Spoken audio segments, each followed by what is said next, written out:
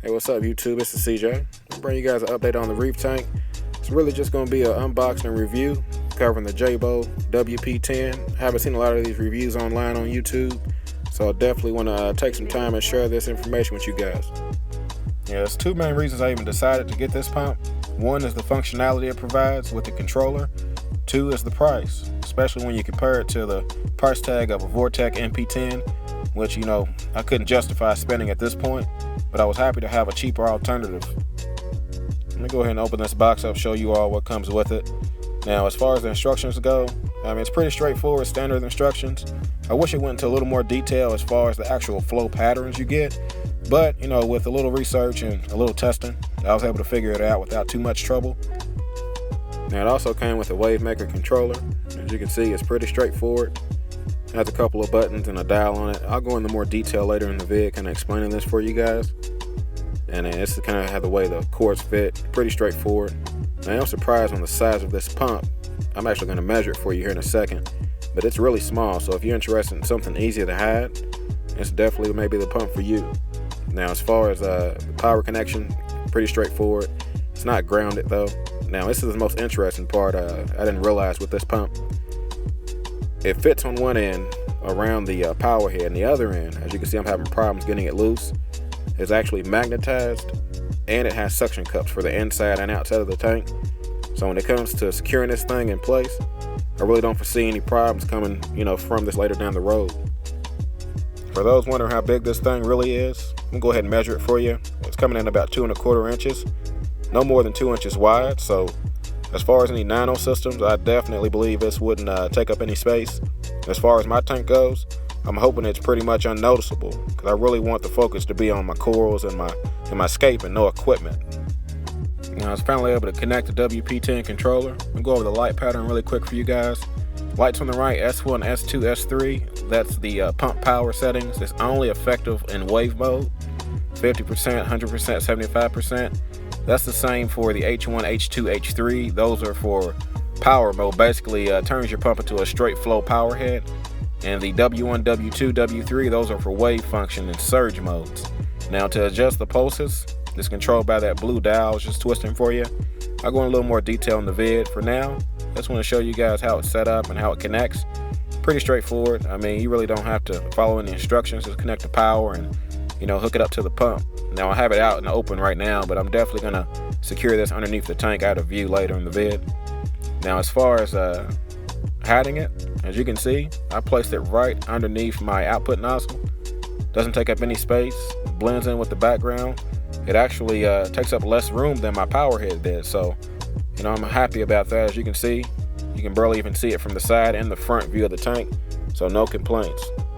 Now, this is the look on the back as far as the magnet. As you can see, it's holding well. Now, after use this controller for a few days, I figured out most of the settings, so I want to give you guys a look and kind of show you how it works.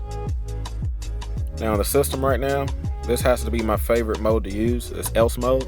It combines all of the functions of the Wavemaker mode and the surge mode into one. So you get those short pulses, you get the long surge pulses with a lot of flow and power.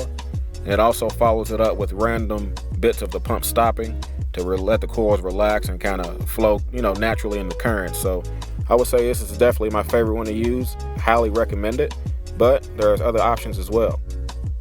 Now, another mode to use is going to be the H modes. It's pretty much a straight power head or normal straight line flow. Now, 100% is the H1 setting.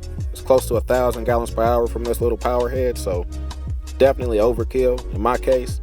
Even at 50%, it's a little strong, but in my opinion, it kind of defeats the purpose if you got a controller and just use straight flow. So really don't have a lot of need for this, but anyone who's curious to see what it did, I just want to show you what it looked like.